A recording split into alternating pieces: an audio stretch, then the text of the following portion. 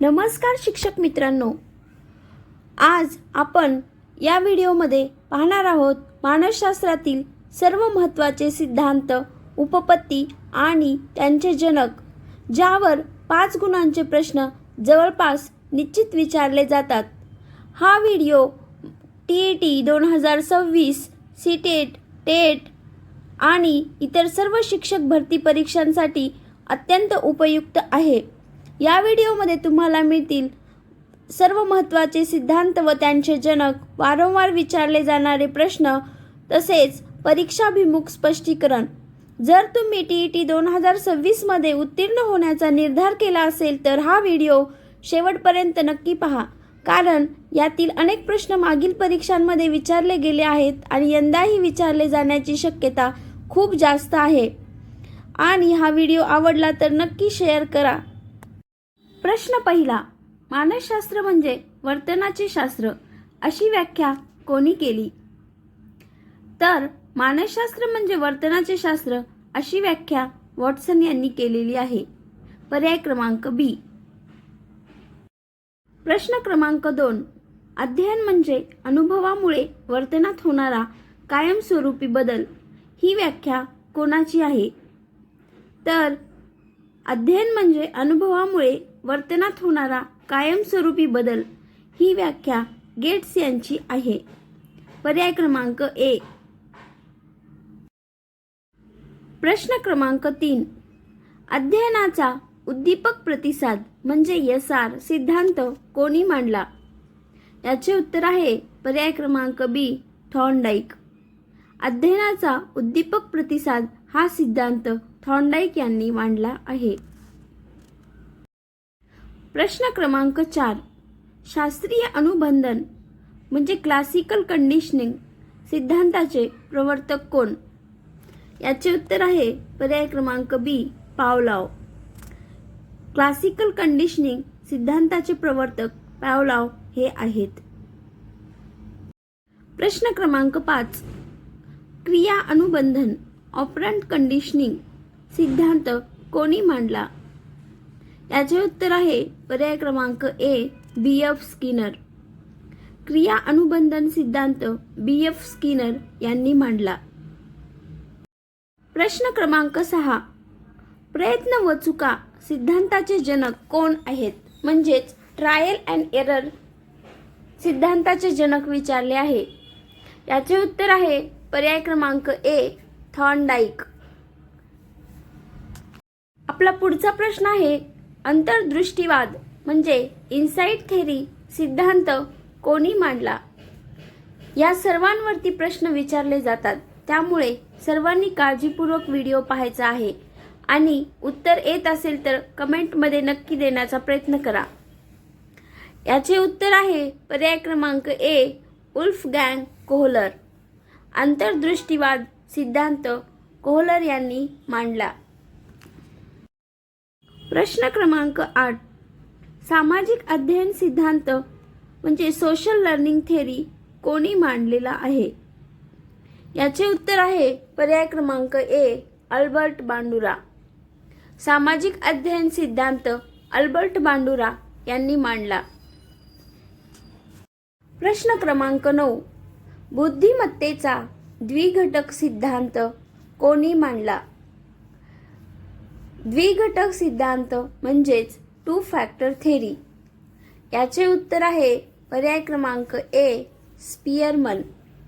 लक्षात ठेवा, बुद्धिमत्तेचा द्विघटक सिद्धांत स्पियरमन यांचा आहे। प्रश्न क्रमांक 10, बहुघटक सिद्धांत कोणी मांडला? बहुघटक सिद्धांत म्हणजे मल्टीफॅक्टर थेरी ऑफ इंटेलिजन्स। याचे जनक आहेत पर्याय क्रमांक ए, थर्स्टन। थर्स्टन यांनी बहुघटक सिद्धांत मांडला आहे। प्रश्न क्रमांक 11, बहुविध बुद्धिमत्ता सिद्धांत कोणी मांडला? बहुविध बुद्धिमत्ता सिद्धांत म्हणजेच थेरी ऑफ मल्टिपल इंटेलिजन्स। याचे उत्तर आहे पर्याय क्रमांक ए, हॉवर्ड गार्डनर। बहुविध बुद्धिमत्ता सिद्धांत हा हॉवर्ड गार्डनर यांचा आहे। प्रश्न क्रमांक 12. त्रिमुखी बुद्धिमत्ता सिद्धांत कोणाचा आहे?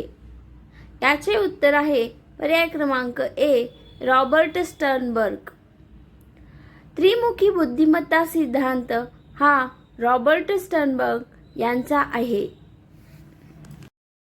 प्रश्न क्रमांक 13. पहिली बुद्धिमत्ता कसोटी कोणी तयार केली, म्हणजेच first intelligence taste?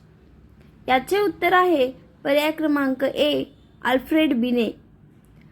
Intelligence taste ही अल्फ्रेड बिने यांनी तयार केली आहे. प्रश्न क्रमांक 14. बुद्ध्यांक म्हणजेच IQ ही संकल्पना प्रथम कोणी मांडली?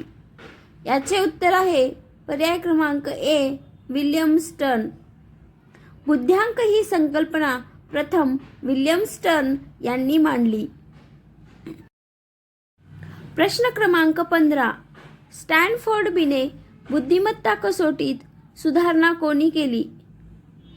तर याचे उत्तर आहे पर्याय क्रमांक ए, लुईस टर्मन. प्रश्न क्रमांक 16. व्यक्तिमत्व मोजण्यासाठी शाई डाग कसोटी कोणी तयार केली? याचे उत्तर आहे पर्याय क्रमांक ए, हर्मन रोशार्क. शाई डाग कसोटी ही हर्मन रोशार्क यांनी तयार केली आहे. प्रश्न क्रमांक 17.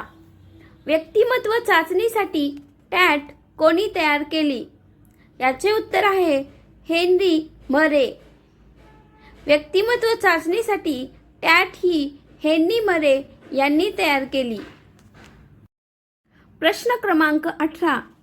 मानसशास्त्रातील मनोविश्लेषणवादाचे जनक कोण? याचे उत्तर आहे सिग्मंड फ्राइड. मानसशास्त्रातील मनोविश्लेषणवादाचे जनक सिग्मंड फ्राइड हे आहेत. प्रश्न क्रमांक 19. व्यक्तिमत्व विकासाचा मनोसामाजिक सिद्धांत कोणी मांडला? याचे उत्तर आहे पर्याय क्रमांक सी, एरिक एरिक्सन. व्यक्तिमत्व विकासाचा मनोसामाजिक सिद्धांत एरिक एरिक्सन यांनी मांडलेला आहे. प्रश्न क्रमांक 20. बालकाच्या बौद्धिक विकासाचा सिद्धांत कोणी मांडला? याचे उत्तर आहे पर्याय क्रमांक बी, जीन पियाजे. बालकाच्या बौद्धिक विकासाचा सिद्धांत जीन पियाजे यांनी मांडला. प्रश्न क्रमांक 21. नैतिक विकासाचा सिद्धांत कोणी मांडला? Theory of moral development. याचे उत्तर आहे लॉरेन्स कोहलबर्ग. नैतिक विकासाचा सिद्धांत लॉरेन्स कोहलबर्ग यांचा आहे. प्रश्न क्रमांक 22. सामाजिक सांस्कृतिक सिद्धांत व समीप विकास क्षेत्र ही संकल्पना कोणाची? याचे उत्तर आहे पर्याय क्रमांक ए, लेव वॉयगॉट्स्की. सामाजिक सांस्कृतिक सिद्धांत म्हणजेच सोशिओ कल्चरल थेअरी आणि समीप विकास क्षेत्र म्हणजेच ZPD. ह्या दोन्ही संकल्पना लेव वॉयगॉट्स्की यांच्या आहेत. प्रश्न क्रमांक 23. गरजांची उतरंड सिद्धांत कोणी मांडला? हिरार्ची ऑफ नीड्स हा सिद्धांत कोणी मांडला? याचे उत्तर आहे पर्याय क्रमांक ए, अब्राहम मास्लो. गरजांची उतरंड सिद्धांत अब्राहम मास्लो यांनी मांडलेला आहे. प्रश्न क्रमांक 24. मानवतावादी मानसशास्त्राचे प्रमुख प्रवर्तक कोण? याचे उत्तर आहे पर्याय क्रमांक बी, मास्लो. मानवतावादी मानसशास्त्राचे प्रमुख प्रवर्तक मास्लो हे आहेत. प्रश्न क्रमांक 25. वर्तनवाद या विचारप्रणालीचे जनक कोण? याचे उत्तर आहे पर्याय क्रमांक ए, JB वॉटसन.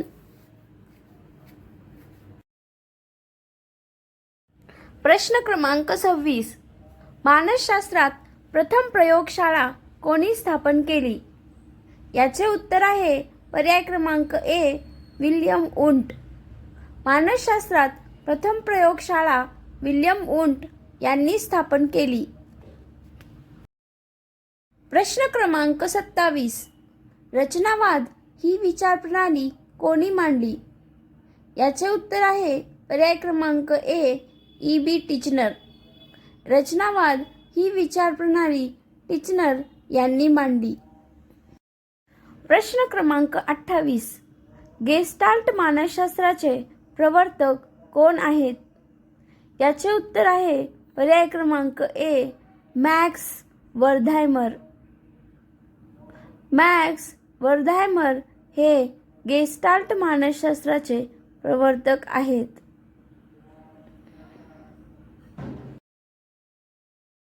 प्रश्न क्रमांक 29. अवधान म्हणजे एका वेळी एका विषयावर मनाचे केंद्रीकरण अशी व्याख्या कोणी केली? तर याचे उत्तर आहे पर्याय क्रमांक ए, रॉस. प्रश्न क्रमांक 30. स्मृतीचा माहिती प्रक्रिया सिद्धांत कोणाशी संबंधित आहे? याचे उत्तर आहे पर्याय क्रमांक ए, ॲटकिन्सन व शिफ्रिन. स्मृतीचा माहिती प्रक्रिया सिद्धांत हा ॲटकिन्सन व शिफ्रिन यांचा आहे. प्रश्न क्रमांक 31. विस्मरण म्हणजे क्षीणीभवन मुळे होणारी स्मृतीची हानी हा सिद्धांत कोणता? तर याचे उत्तर आहे पर्याय क्रमांक ए, क्षीणीभवन सिद्धांत. विस्मरण म्हणजे क्षीणीभवनमुळे होणारी स्मृतीची हानी म्हणजेच क्षीणीभवन सिद्धांत होय.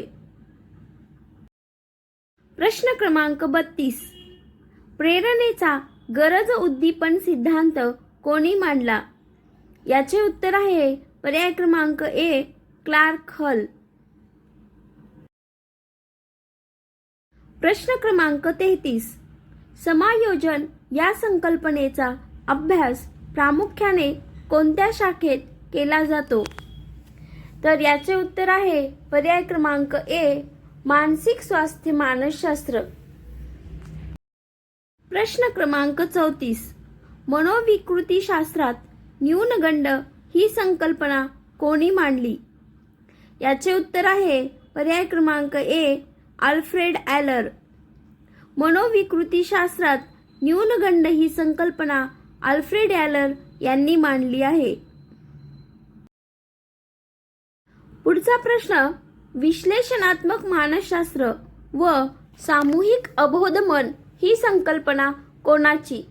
याचे उत्तर आहे पर्याय क्रमांक ए, कार्ल युंग. प्रश्न क्रमांक 36. शिक्षणातील सहयोगी अध्ययन ही पद्धत कोणाशी प्रामुख्याने संबंधित आहे? याचे उत्तर आहे स्लाविन. प्रश्न क्रमांक 37. शोध अध्ययन पद्धती ही संकल्पना कोणी मांडली? याचे बरोबर उत्तर आहे पर्याय क्रमांक ए, जेरोम ब्रुनर. शोध अध्ययन पद्धती ही जेरोम ब्रुनर यांनी मांडली.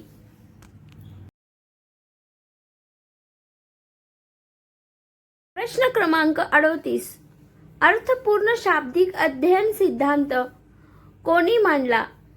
याचे उत्तर आहे पर्याय क्रमांक ए, डेव्हिड आसुबेल. अर्थपूर्ण शाब्दिक अध्ययन सिद्धांत हा डेव्हिड आसुबेल यांचा आहे. प्रश्न क्रमांक 39.